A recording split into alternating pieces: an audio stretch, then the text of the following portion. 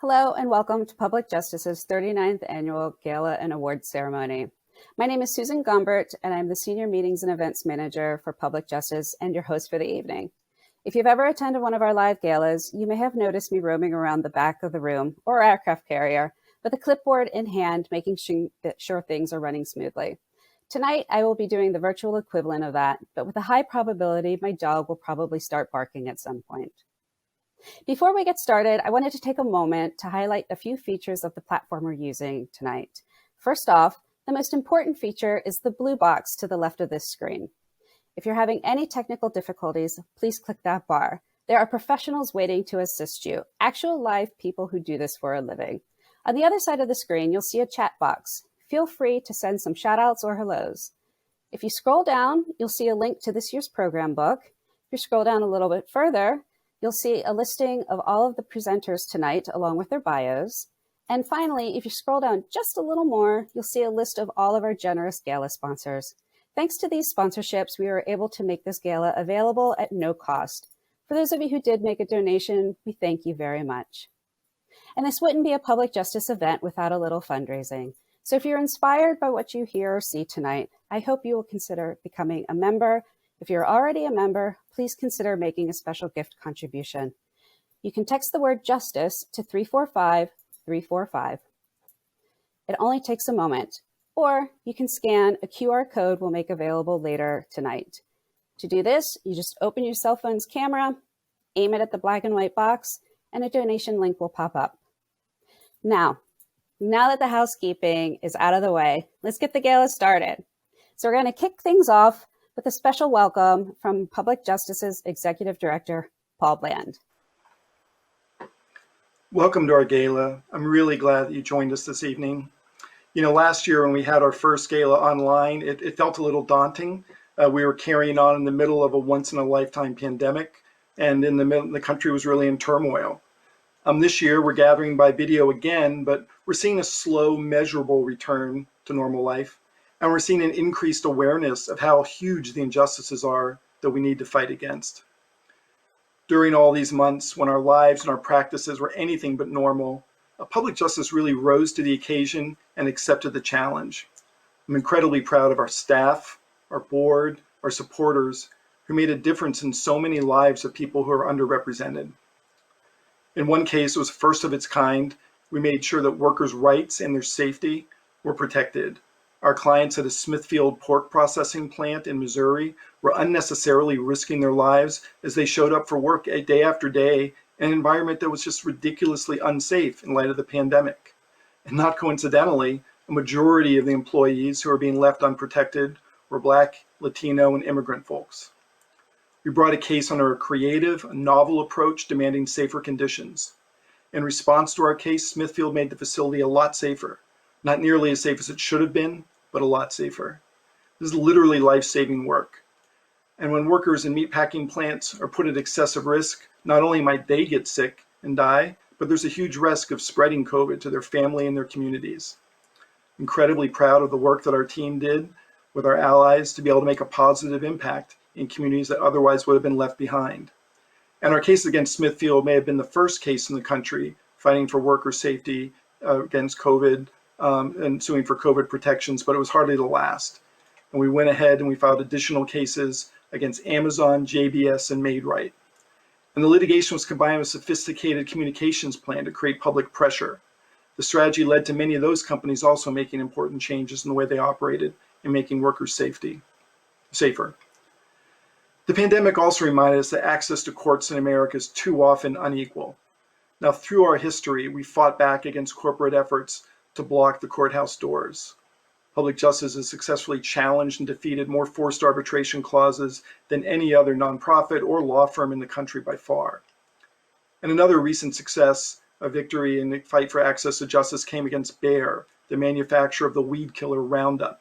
We're very proud to have played a leading role in securing a recent Ninth Circuit victory on behalf of Ed Hardiman, a California resident. Mr. Hardiman had developed non-Hodgkin's lymphoma after decades of exposure to Roundup. And in a dubious move of real, just blatant corporate corruption, the previous guy's former EPA chief wrote They had their political appointees essentially write a letter that, despite all the evidence to the contrary, insisted that Roundup posed no danger. And the point of the letter was to try and immunize Bayer, who was a significant contributor to the former guy, from liability. But fortunately, the Ninth Circuit saw through the political power and they let the jury's verdict, which is based on the science, stand. We've also pushed back when corporations try to take advantage of the pandemic to grind cases to a halt. A lot of our members, civil rights, consumer protection, personal injury lawyers, had flagged for us that they were seeing again and again corporations using delay tactics to try and just completely grind cases to a halt, supposedly because of COVID. And when we saw what happened, we started creating an online clearinghouse of court orders and briefs and documents to help our friends keep their cases moving. We tried to make sure that even if the country was on lockdown, the legal system, the justice system wasn't going to be locked out. For our clients, we're going to be locked out of that system. One thing we've seen in the last year again and again is that equal justice for all, it may be an aspirational goal for those of us who work on the front lines of the legal system. It's really far from a reality for many people in this country. The murders of Black men and women by police, the violent targeting of our Asian American friends and neighbors because of lies spread by some politicians and hate mongers, the more than 250 bills introduced in state legislatures targeting transgender youth, they all underscore the urgent need to fight systemic racism, homophobia, and transphobia in this country. We're committed to standing with our friends and allies as we work together to honor Black lives and to do everything we can to expand opportunity for everyone in the country who has lived for far too long under systems of injustice that erode equity and excuse indignity. I wish that today we were all catching up in the same room, enjoying a meal and catching up with old friends, but we are together in our cause, justice. I'll be glad next year when we can all be together in person again. We have a lot of catching up to do. Anyhow, I hope tonight that you find inspiration from some of the incredible presentations you're going to see and hear, and I hope you enjoy the program. Thanks. Thank you, Paul. I know I mentioned our incredibly generous sponsors were listed below, but I wanted to take a moment to give them a little extra bit of recognition.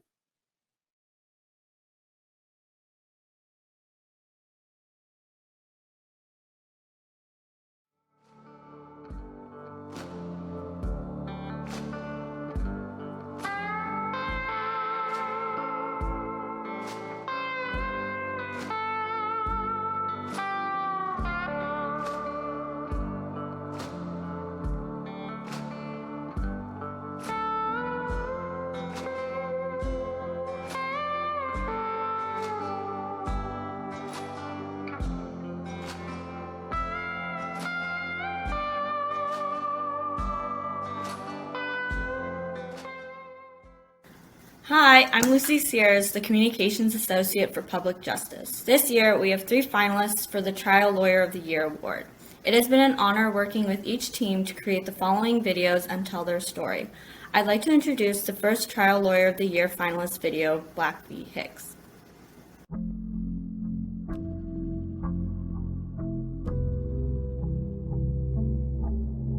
East Cleveland is a suburb of Cleveland, immediately attached to Cleveland. It's its own lost city. In April 2012, April 28th to be exact, Arnold is driving from his mother's house through the city of East Cleveland to get to his house. While he's driving, a police officer who's off duty, a Detective Hicks, stops the car. Hicks walks over, orders him out, immediately handcuffs him, puts him on the back bumper of his truck, and starts questioning him about East Cleveland. And he starts asking him, where are the drugs in East Cleveland? Where are the drugs in East Cleveland? I know you know where the drugs in East Cleveland are. Arnold's like, what are you talking about?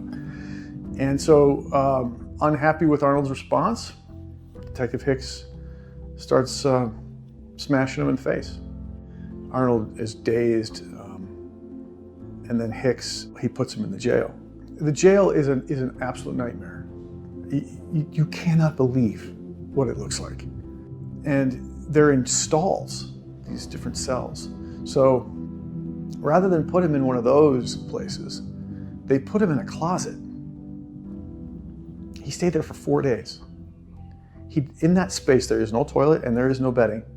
He's on the floor. He urinates in a locker. He's calling out for help. He just thought it was over, and he actually talked about being lost forever. He thought he was just going to be lost there and die there and no one would ever know. So they held him, and then they released him finally after his swelling in his face went down. After these events, Arnold lived with a certain kind of terror, or a certain kind of fear. The arrest was based on the fact that Arnold had been using or selling drugs. But they didn't find any drugs, and they never produced any drugs. So I took the case, and then we filed the lawsuit. We tried the first case, and on the day of the trial, we noticed something that I had never experienced in my life. The defense never showed up. We had to go back, do it again. So 2019 now. This started in 2012, 7 years on. We're in trial. This time everybody shows up. So the trial goes forward, and then it's closing argument. And I didn't even ask him for a number. I did talk about how a city had been suffering. And key evidence in that respect was that the city itself had a policy that the officers testified to, that they used in Arnold's case, where they beat people up to get answers. And in fact, they talked about the right way, the wrong way, and the East Cleveland way. And then I sat down. The jury came back with a $50 million verdict. Whatever we are able to collect, that money will represent and live on as some gesture of dignity for Arnold and for everybody who's been treated like that. And until or unless we all realize that what we do as trial lawyers is the last hope for an orderly society, things will not change. We have to take seriously the idea that we serve.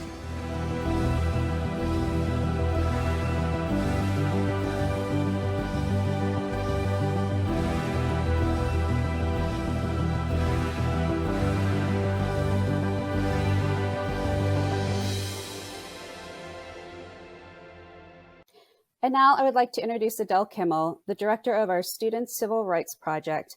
Adele is joining us to announce an important new civil rights case. Good evening, everyone. Last year, the United States Supreme Court issued a landmark ruling in Bostock versus Clayton County, holding that an employer who fires a person merely for being gay or transgender violates federal anti-discrimination law. This case marks a watershed moment in the movement for LGBTQ rights, extending well beyond the employment context. And it underscores what public justice has long believed. Treating people fairly and with dignity isn't just the right thing to do, it's mandated by the law. Despite the extraordinary legal and social progress the LGBTQ community has made in recent years, too many people, especially today's youth, continue to face unacceptable and illegal discrimination every day. The Student Civil Rights Project at Public Justice uses litigation and advocacy to combat harassment and other forms of discrimination so that all students can learn and thrive in school. And a big piece of this work involves helping students affect systemic change in their schools.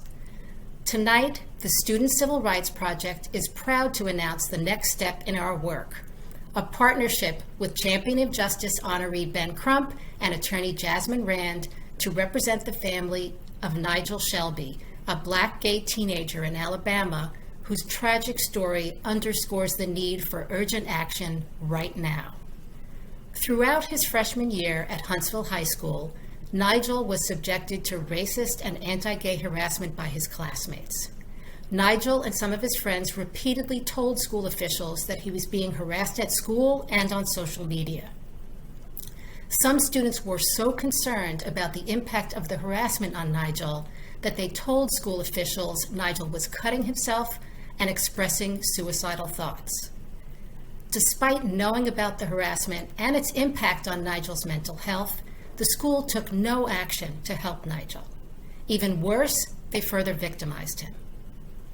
The high school's lead administrator for the freshman class told Nigel that being gay was a choice and that Nigel should be prepared to face adult consequences for that choice.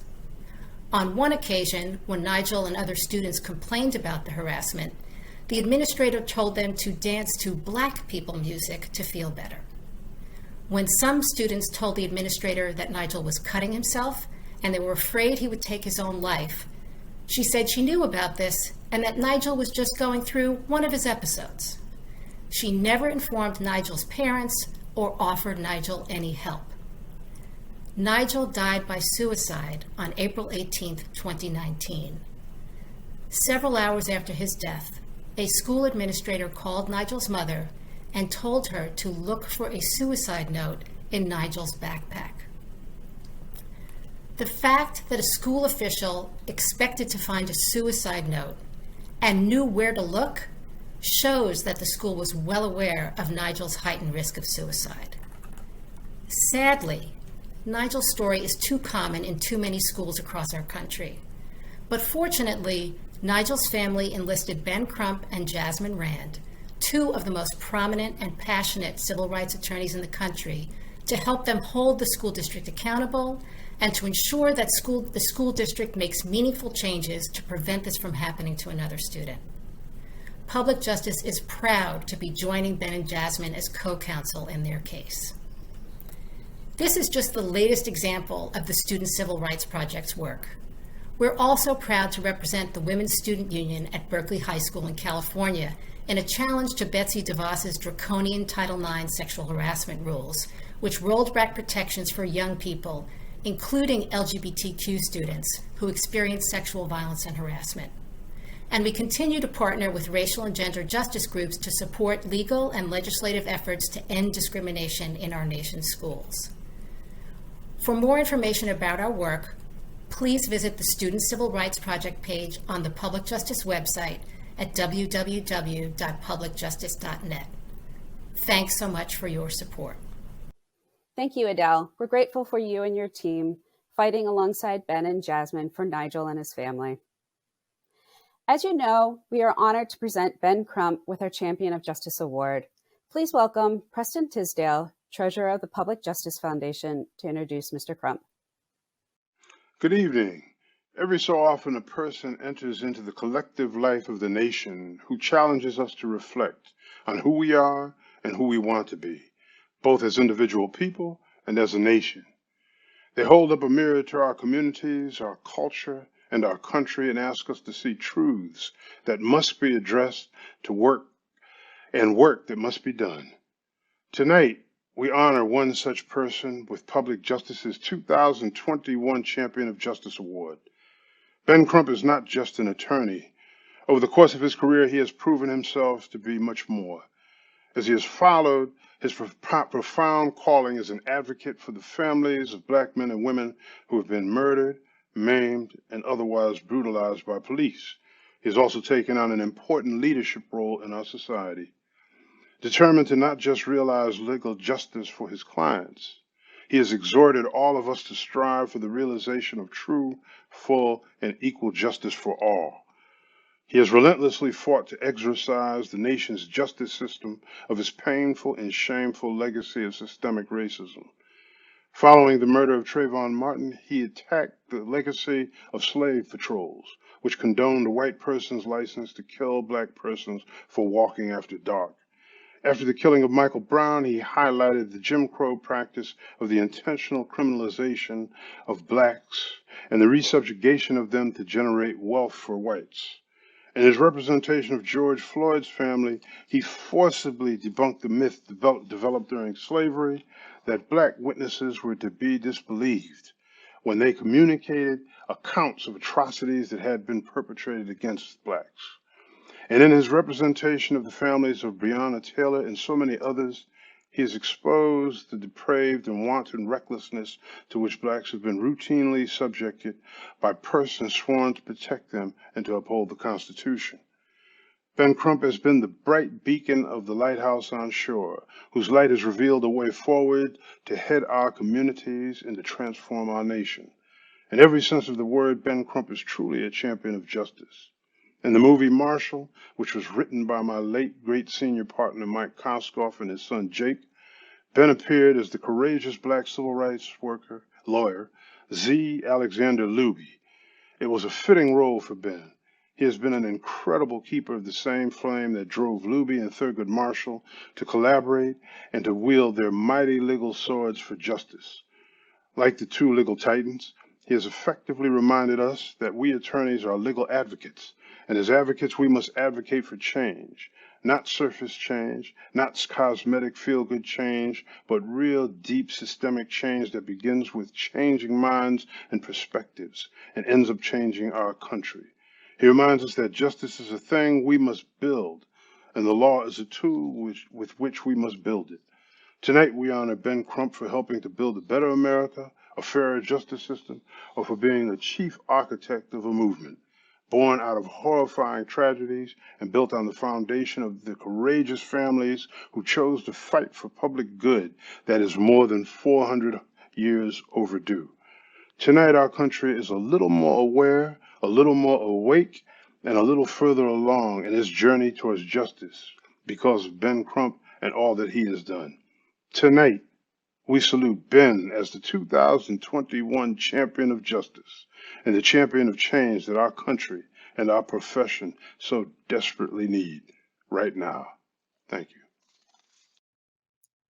I'm Attorney Ben Crump, and I am very honored to accept this prestigious Champion of Justice Award from Public Justice. I accept this award on behalf of those that are dearest to me. My family, my wife, my daughter, my mother, who's everything to me, my brothers, sisters, my law firm family at Ben Crump Law Firm, and so many others who I've had the pleasure of fighting on the front line for justice alongside.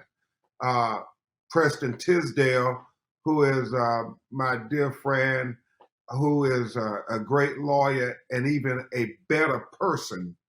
And also Antonio Romanucci, who I had the honor of working with many cases on. One that everybody is aware of is George Floyd. Tony and I often laugh and joke, he is my brother from another mother. And so I know with those two individuals being on your board, it certainly makes public justice that much better. But to you all at Public Justice, I thank you so much for not just this award, but being the social justice engineers to make the world better for all of our children. Those social justice engineers for change and equality that my personal hero, Thurgood Marshall, often talked about based on his foundation from his mentor, the great Charles Hamilton Houston, the first dean of Howard University's law school, who ushered in a generation of civil rights lawyers. And I pray the work that I am doing will usher in the next generation of civil rights lawyers. Those lawyers who live up to the tenets of Ben Franklin, who said democracy is like two wolves and a lamb voting on what to have for lunch. You don't have to be a rocket scientist to know how that vote is going to go. But he said democracy. Democracy is making sure that that lamb is well armed to protest that vote. So we have to continue to make sure that young lambs in marginalized communities are well armed to protest that vote that will have them targeted for the school to prison pipeline, that will have them targeted to become part of the prison industrial complex, that will target their community for environmental racism, that will target their businesses for banking while black. We have to make sure that those young lambs are ready to challenge the system that will continue to marginalize them and victimize them and disenfranchise them. This is our fight, public justice, to make sure that we help America live up to its creed of giving all of our children an equal opportunity at life and liberty and the pursuit of happiness. I will conclude by remembering the words of my personal hero, Thurgood Marshall, who said that it is up to us to go in court and speak truth to power. I only met Justice Marshall twice in my life. And when we went to the Supreme Court as young, recent graduates about to enter law school with other college students from historically black colleges and university, Justice Marshall came over to where many of us African-American students were gathered, and he told us, go into the courtrooms and argue the truth. He did not tell us to go into the courtrooms and argue the law. He said, go into the courtrooms and argue the truth. And when we do that, we conclude with what Martin Luther King said. Just because they tell us it's legal, that does not make it right. We have to remember, as Dr. King said, everything that Hitler did to the Jews in Germany, they said was legal, but that didn't make it right. They said slavery was legal, but that didn't make it right. They said segregation was legal, but that didn't make it right. They said what they did to Breonna Taylor in Louisville, Kentucky was legal, but that doesn't make it right. So my brothers and sisters at Public Justice, no matter how many times they tell us some injustice is legal, it is up to us to raise our voice in unity, to say just because they tell us it's legal when they kill George Floyd, it's legal when they kill Trayvon Martin, it's legal when they kill Breonna Taylor, it's legal when they kill Pamela Turner, it's legal when they kill Rashad Brooks, it's legal when they kill Alton Sterling, it's legal when they kill 12-year-old Tamir Rice, it's legal when they kill Eric Gardner, it's legal when they kill Philando Castile, it's legal when they kill Stephon Clark, it's legal when they kill Atiana Jefferson, it's legal when they kill Ezell Ford, it's legal when they kill Anthony McClain, it's legal when they kill 12-year-old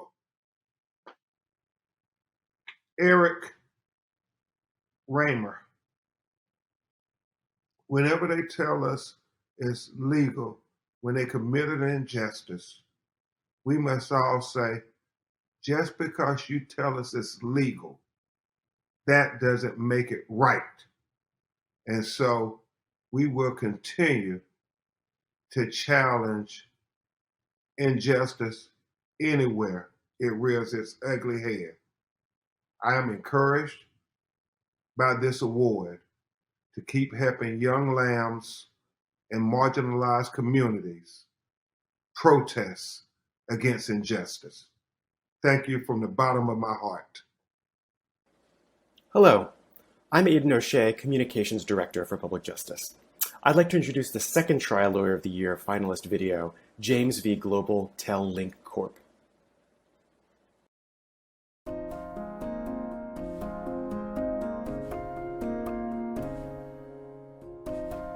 The financial system, as it was set up by GTL for GTL's profit, was outrageous. GTL, from the very first moment they were involved, their way and modus operandi was to offer what we came to call kickbacks, legal kickbacks, to states or counties in order to get a monopoly on the phone system. GTL was the sole provider, along with its subsidiaries, throughout the New Jersey correctional institutions. And so the state and GTL were financing their activities on the backs of the poorest people in the state.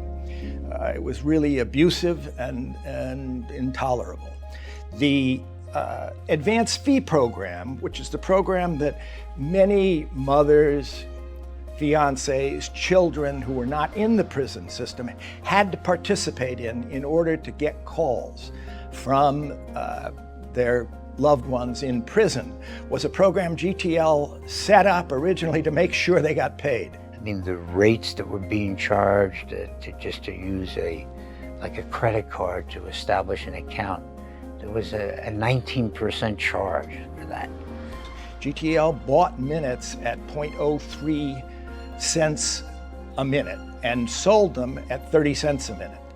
Also, they charged a connection fee, apart from the advanced fee program. The connection fee was $1.95, or sometimes more, sometimes down to as low as $1, just to get connected. So they would take that off and add that to every call and those huge per minute fees that they were charging. If I give you like a $40, $50 payment and I'm only really being able to utilize $13 or $14 of my money, yeah, I'm pissed in the end because you took all my money and then, the phone just clicked right off while we in the mix of conversation. Come on now. It's the $25 that you put up there, you only getting $18 and you're only gonna get 3 calls from that one, from $25, and they never told me that they had a feed. So I had to do what I had to do. Everybody makes a mistake sometimes. And I'm just one of those women or those mothers. I was gonna stand behind my sons regardless. A lot of times I didn't pay my rent because I paid the bill. I tried to, because I wanted to keep connected to my sons. To cut off the ability to communicate with family, to communicate with loved ones, to communicate with close friends is so basic to our society.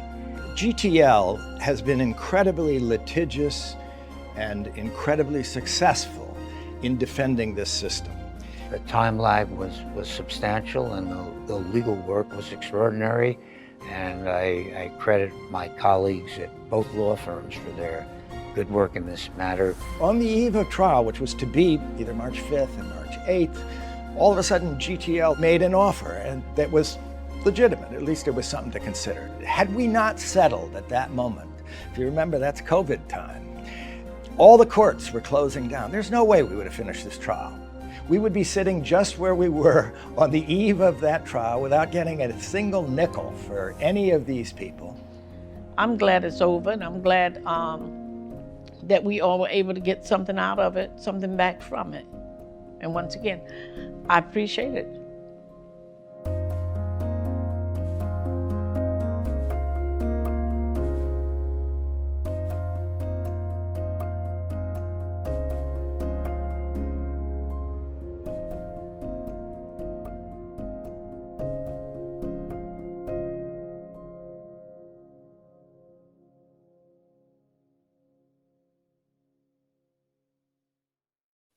For 2 years now, Huntington Bank has sponsored the Huntington Hero Award to be presented to a deserving public justice staff member. Here to tell you more about the award and this year's winner is Rose Coles, VP of National Settlements at Huntington Bank. Good evening. My name is Rose Coles, and I am honored to present the 2021 Huntington Hero Award on behalf of the National Settlement Team at Huntington Bank. The Huntington Hero Award is presented annually in honor of a public justice staff member who demonstrates exceptional dedication to advancing public justice's mission and exemplifies Huntington Bank's commitment to looking out for people. The award is accompanied by a $10,000 donation to the Public Justice Foundation in the name of the honoree. The decision was not easy, as there were many great nominees. We are pleased to announce Development Director Kelly Simon has been chosen as this year's Huntington Hero Award honoree in recognition of her extraordinary work, not only during this past year, but also throughout her time at Public Justice. Kelly has more than embodied Huntington's commitment to looking out for people.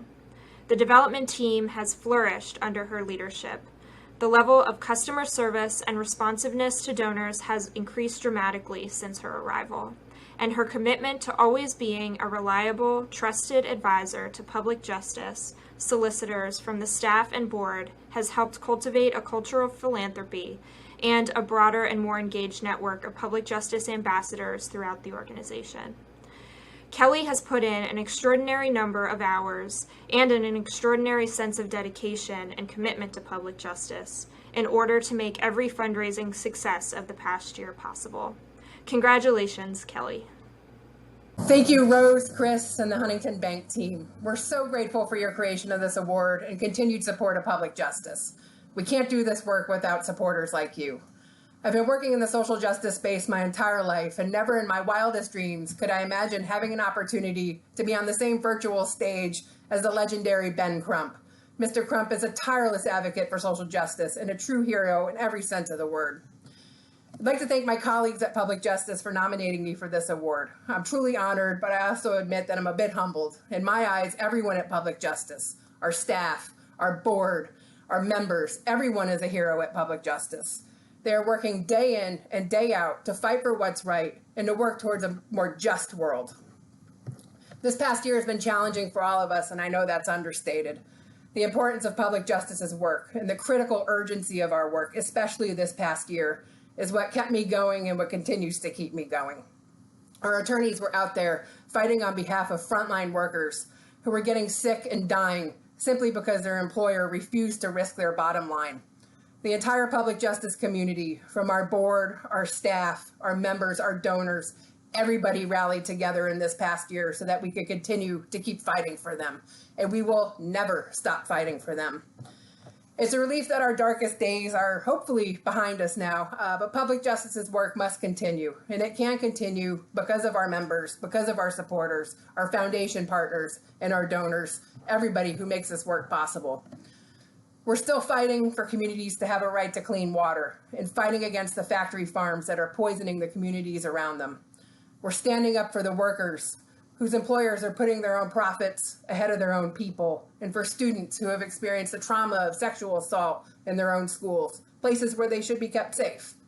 These are the fights that public justice is taking on every single day. We can't do this work without our members and supporters. To me, you all are the heroes. Thank you for standing with us and fighting for what's right. I'm so grateful for this recognition, but even more grateful for our public justice family. Thank you all so much for supporting this work, and thank you so much for this award. Kelly, Oliver and I are beyond proud of you. Congratulations. Because you won this award, we're giving you the day off from fundraising, but just for this one day. So, in Kelly's place, I'd like to remind everyone that you can support the work that you've heard about already tonight by becoming a member or making a special contribution to the Public Justice Foundation. It's all tax deductible, although I will say I'm not a tax expert, so you should always check with someone who is. Just text the word justice to 345-345 or scan the QR code on your screen with the cell phone camera. It's a quick and easy way to support public justice right now. And if for some reason neither of these options work, you can always go to our website at publicjustice.net and make a donation to become a member there. Thank you, and congratulations again, Kelly. Hello again. I'd like to introduce the third and final Trial Lawyer of the Year finalist video, Kalima v. State of Hawaii.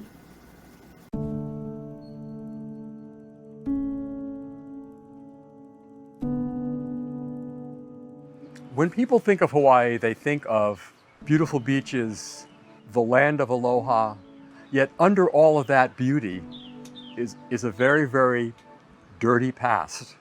The injustice started in 1893 when the Hawaiian Kingdom was overthrown with the assistance of the United States.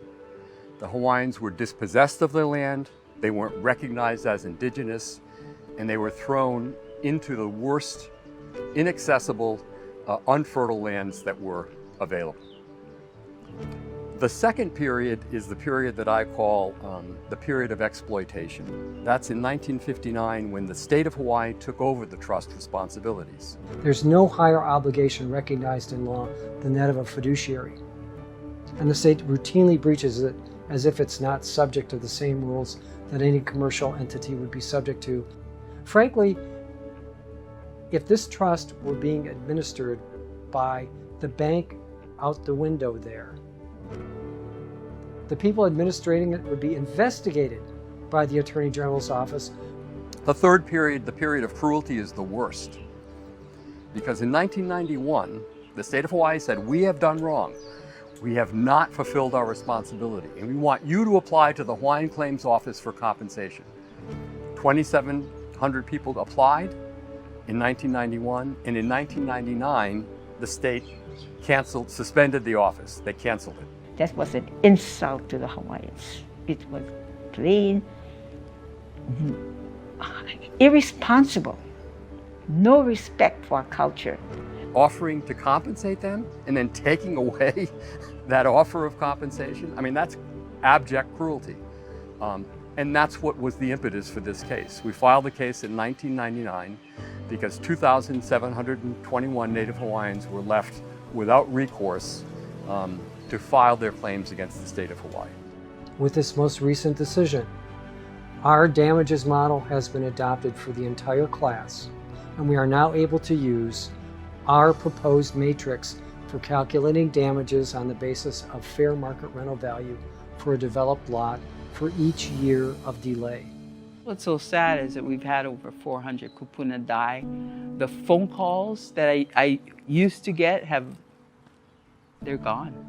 It was so obvious to the court that this had been a dilatory tactic to keep from paying the bill for what the state promised to do, that it added in the fact that the state had contributed to the harm by litigating this case for 20 years. That, I think, is very significant. This case could not have been won without the involvement of attorneys who are part of public justice. And I really want to thank them sincerely. If there's anything that people from the mainland should recognize is that while Hawaii is beautiful, the Native Hawaiians are dispossessed in their own land. They need justice, preferably while they're alive. We're all equal. We're all human beings. This is our way to live. We are the Native peoples. You should take care of the Native peoples. Don't you think?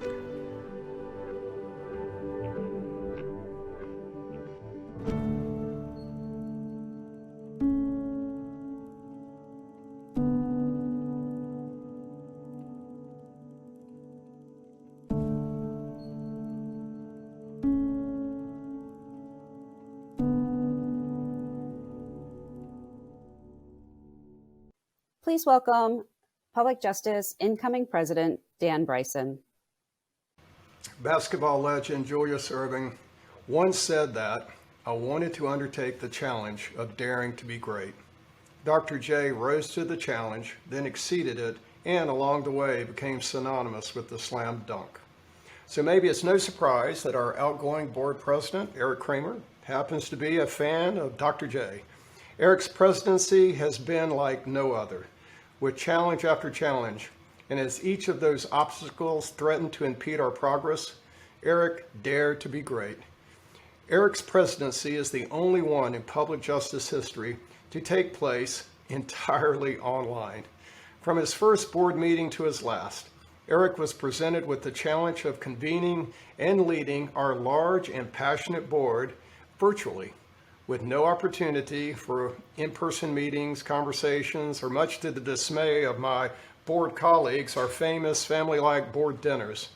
Steering a group of nearly 100 attorneys is no small task, but Eric tapped into his experience managing one of the country's most admired law firms, Berger Montague, to not just keep us on track, but to keep us moving forward. With his guidance and leadership, Public Justice launched the most ambitious outreach program in the organization's history, aimed at reaching new supporters, spreading the word about the organization's great work, and enlisting new allies in our fight.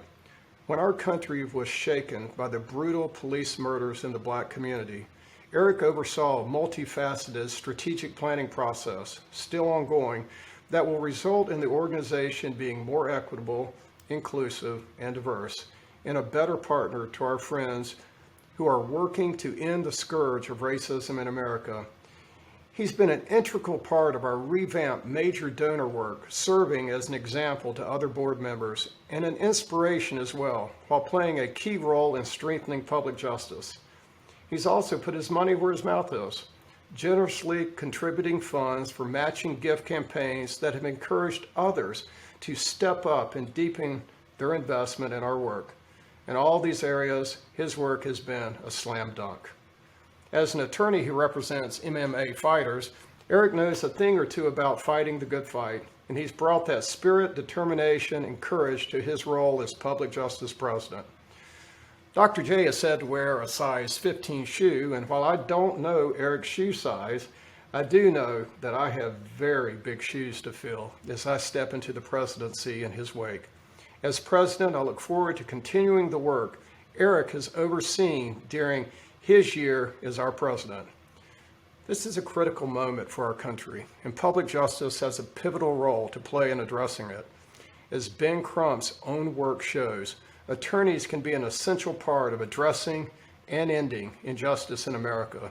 That's what this organization is all about, and every aspect of our work aims to move us forward to a better, more equitable society and justice system. Consider, for example, our work to preserve class action lawsuits. I'm a class action lawyer. Too few people remember that one of our country's most important civil rights cases, Brown versus Board of Education, was actually a class action suit. And even today, class action lawsuits are pushing equality forward for the LGBTQ community in their fight to ensure access to inclusive health care and other important protections.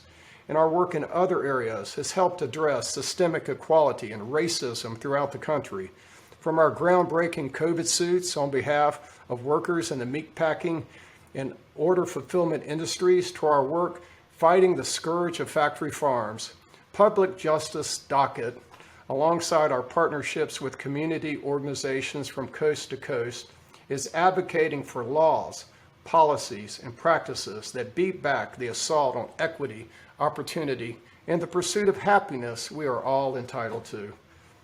As a North Carolinian, I've seen the impact of ugly, hateful laws up close. We fought hard in my home state to battle the so-called transgender bathroom law, House Bill 2, and we're equally fighting hard at public justice to take on the despicable effort to deny transgender athletes an opportunity to participate in school athletics. As an American, I've been horrified at the epidemic of police murders in the Black community, and public justice will continue its advocacy to end the qualified immunity doctrine that shields these killers from justice. For nearly 40 years, public justice has been one of the premier litigation groups in America, but in recent years, we've expanded our toolkit to include grassroots organizing, innovative media, and communications work and community outreach and partnerships. All of those efforts support our work in the courtroom, allowing us to hear from communities about how we can help them and to rally public support for issues that are at the heart of our lawsuits. As president, I look forward to working with the staff to continue that expansion and maximize the impact of our work to tear down systemic injustice and work for a legal system and a country that is fair, more inclusive, and more equitable for all. Public justice has won some of the most important cases in our country, but now we must also work to win the important changes our country desperately needs, both within the legal system and throughout every aspect of our shared life. From workplaces that protect employees from COVID to a rural America with clean air and water, our vision is of an America where everyone has the same opportunity, the same possibilities to dream of, regardless of where they came from, who they love, what their economic background is like, or what their family looks like. That's the America I'll continue to strive for, working with our staff and board and other public justice members and allies like Ben Crump over the coming year. Public justice is stronger, more vibrant, and better equipped to do all of that because of the work Eric has done with us and for us over the past year. So on behalf of the board, staff, and the clients that public justice serves, thank you, Eric Kramer, for daring to be great, and for all the slam dunks along the way. I'm proud to present you with a token of our appreciation for all that work, virtually of course, and look forward to seeing you finally in person here in North Carolina in the fall. Thank you for that generous tribute, Dan. I know that the organization is in good hands with you as president, working alongside the amazing executive leadership of the foundation and of the board. Of one thing, you can be certain if there's anything that you need, I will be there to assist you every step of the way. One of the hallmarks of this organization is that it is not about any one leader or person. As just about any great player from a team sport will tell you, the people you play with, your ability to play well together, and what you play for are far more important than any single individual. Public Justice is fortunate to have a committed, talented, and passionate staff, incredible and passionate board members, and thousands of committed and generous members and supporters who keep us all moving forward together each and every day. More than that, we're all united in a common mission to maintain and expand access to the courts as a means to achieve justice. We all have much to be proud of, much to be grateful for, and much to continue to fight for. For all of its nearly 40 years, public justice has been home to smart, passionate lawyers and members whose own practices and advocacy have been made stronger by the work that this organization does. That's a legacy we're all rightly proud of, but it's also, in my view, unnecessarily limiting. The truth is, we're more than that, much more. And throughout my presidency, I've been committed to talking about that more expansive view of who we are, what we do, and the people and communities we strive to help. I'm especially glad that during my presidency, Public Justice expanded its membership options to bolster our ability to welcome supporters from outside the legal community. Passionate people who care about fighting for justice just as much as any lawyer.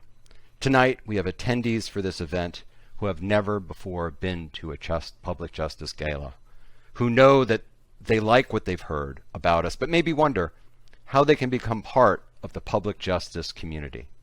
I want to spend the few minutes I have this evening talking specifically to them. If you joined us tonight because you're excited to help honor the work of the amazing Ben Crump, you have a home at Public Justice.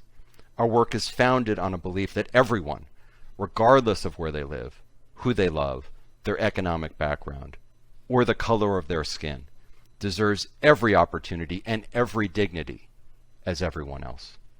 We were the first in court fighting on behalf of frontline workers at meatpacking plants and Amazon warehouses during the COVID pandemic. We've changed how the courts and the country view Title IX and the role that schools must play in addressing and preventing sexual assault and sex discrimination.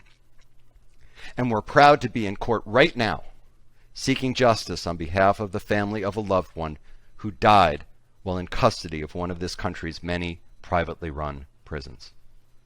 If you believe climate change is real and needs to be addressed now, and also that we are all entitled to clean water and clean air, you too have a home at Public Justice. No other organization in the country is doing more to fight the scourge of factory farms that are destroying rural America and contaminating drinking water supplies all across the country. No other organization has quite literally saved as many mountains from the destruction of mountaintop mining as Public Justice. No other organization has forced the coal industry to clean up its act more often or more effectively than we have. If you believe we deserve a justice system and a country free from deplorable effects of systemic racism, homophobia, and misogyny, you have a home at Public Justice. We're proud to stand with transgender students and the entire transgender community for full participation in every aspect of our national life. We're proud to stand against qualified immunity, which shields police from accountability when they terrorize the Black community and tear apart Black lives. And we're proud to represent young women at schools across the country who are working to change policies and entire institutions to better protect all young people from abuse and discrimination.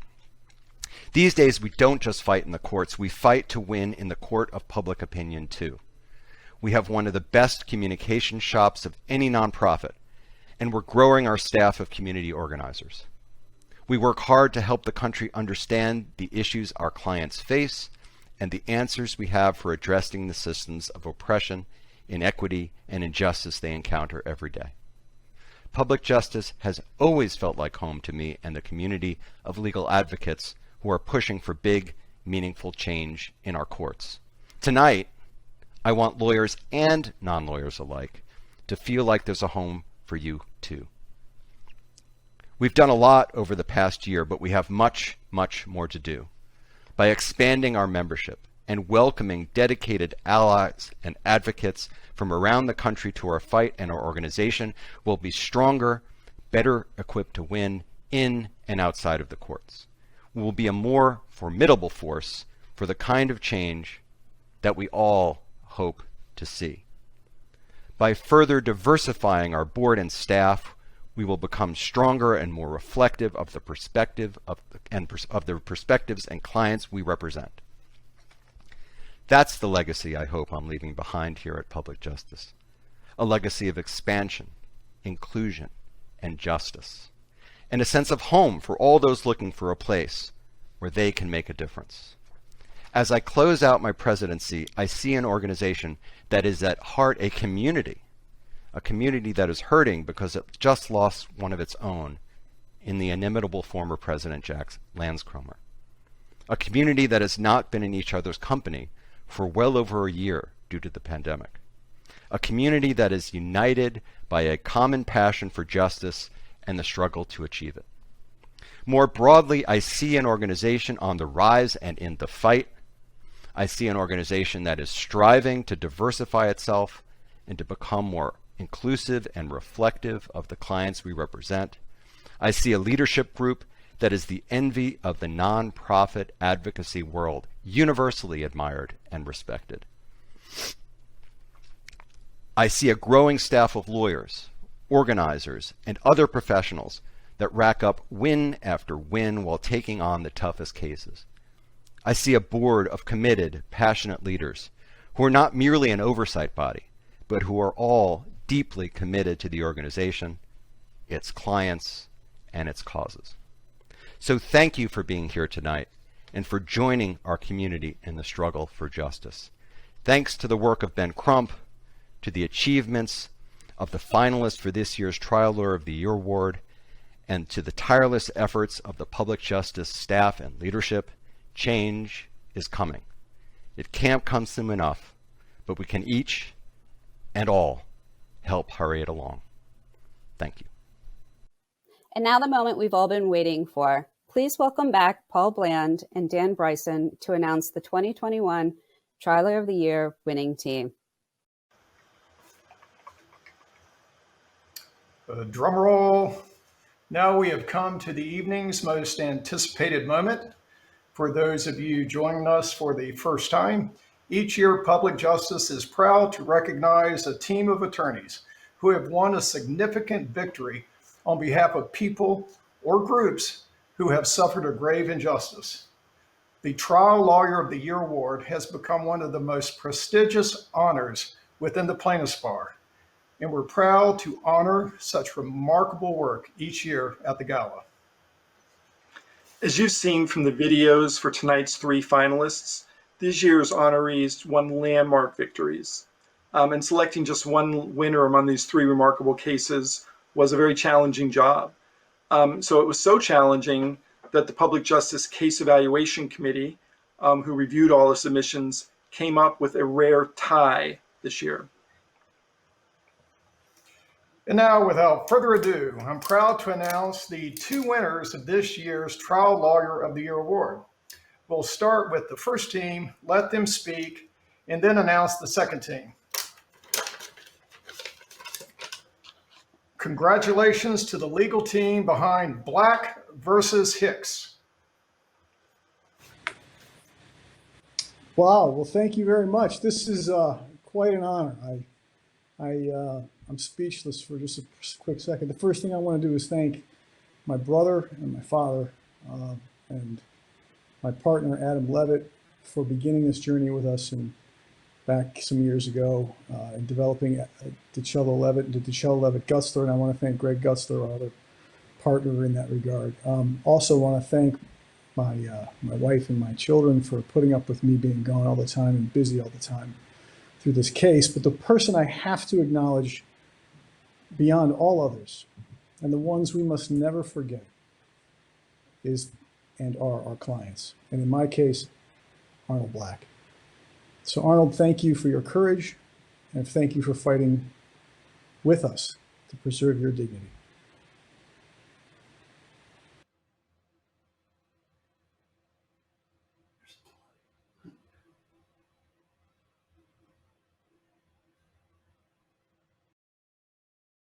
Congratulations to the legal team behind Kalima versus State of Hawaii.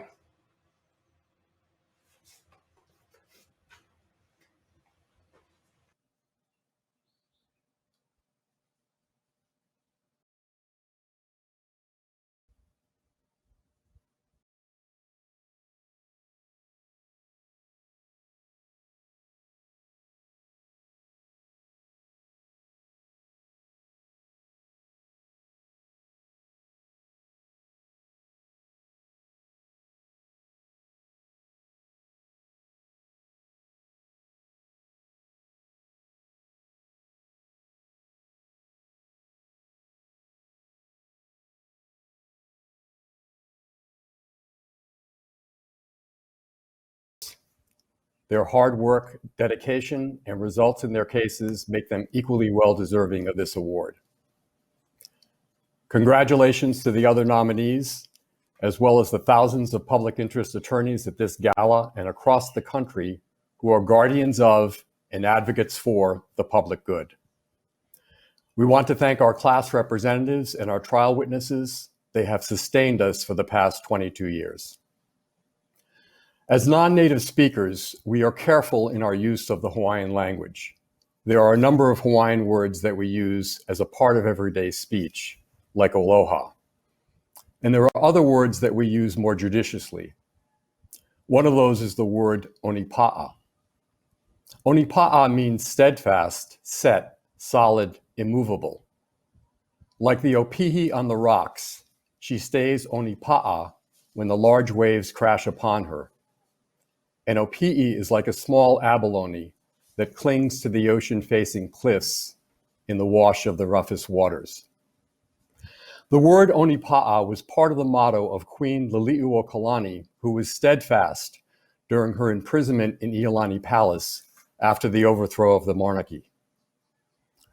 Her motto was, "Be steadfast in the pursuit of knowledge." Onipa'a is what describes our clients as they are faced with repeated injustices. Onipa'a is a trait that public interest lawyers must have. It is what distinguishes us from those who do injustice through intent, greed, or neglect, and those who seek to protect and defend the wrongdoers. Onipa'a is what gives us the reserve to keep fighting in the face of extreme obstacles or everyday challenges, such as those we faced in this case. When your expert witness changes his opinion on direct examination, onipa'a. When the judge rejects your primary theory of liability, but finds liability based in part on trial testimony you inadvertently elicited from a state official, onipa'a.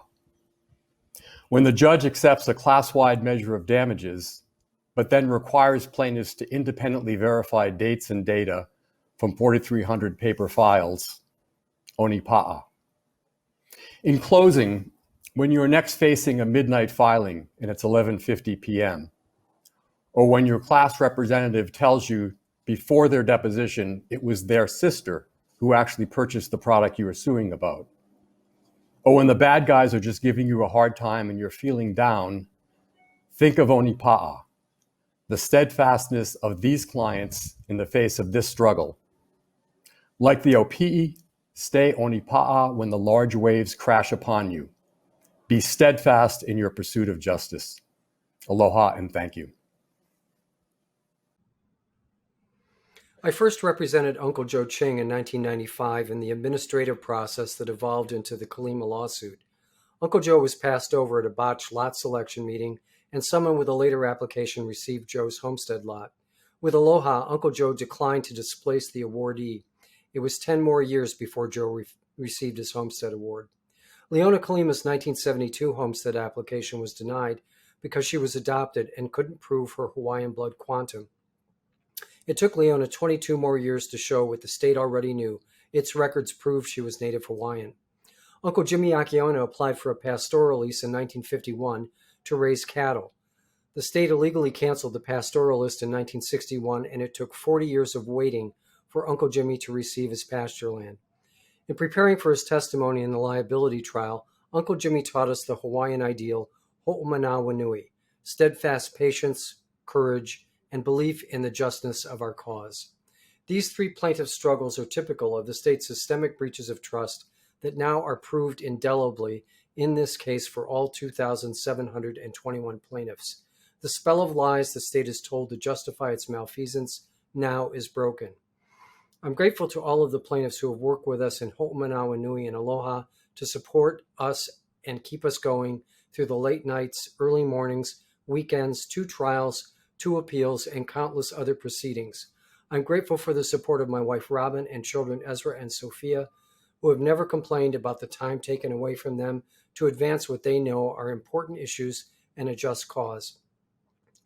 Looking at the range of issues and cases supported by Public Justice and its excellent dedicated advocates and staff, it is truly humbling to be considered a part of and be honored by such an exemplary community, and to share this journey and work with all of you in Ho'omanawa Nui and with Aloha. Thank you. Thank you, Ben Crump, and congrats again to the teams of Black versus Hicks and Kalima versus State of Hawaii for winning the Trial Lawyers of the Year. When Jack Lansgroner was president of Public Justice, he held the fall board meeting at the Rock and Roll Hall of Fame in Cleveland. I attended and was dazzled by Jack's charisma and passion for public justice. Afterwards, everyone went to Jack's house, where he and his wife, Heather, hosted everyone for a wonderful evening. I fell in love with public justice that day. Over the following years, Jack and I became friends, and I learned that Jack had many friends. Like everyone else, I was devastated to learn that he had terminal pancreatic cancer. He faced it with dignity and a gallows humor. During one of our final conversations, he said, I hope you guys can think of something to raise money for public justice when something happens to me. Surely you can think of some event in my honor. Even as he was facing certain death, Jack was thinking about public justice, hoping that his death would create fundraising opportunities to raise money in his memory. We lost Jack on June 19th, just a few weeks ago. A number of us attended his memorial service, which was attended by hundreds of people and live streamed. I was amazed at the outpouring of love and how much he had accomplished in his 53 years of life. He made the most of every day and tried so very hard to make the world a better place.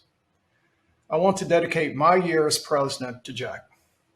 I hope all of us remember that no day is promised to us but today. So let's spend the next year making great things happen for public justice. Heather and the rest of the family, your public justice family loves you, and we're here for you if you need anything. Thank you, and good night, everyone. Thank you, Dan. I know I will miss Jack's humor and compassion, but his legacy will continue at Public Justice. I want to congratulate both winning teams and thank everyone for attending our virtual gala. We appreciate you taking the time out of your day to join us to celebrate the best of the plaintiffs bar. I look forward to seeing everyone next year in person. And as a reminder, you can still make a contribution to public justice by texting the word justice to 345-345 or visit our website at publicjustice.net. Again, thank you and have a good evening.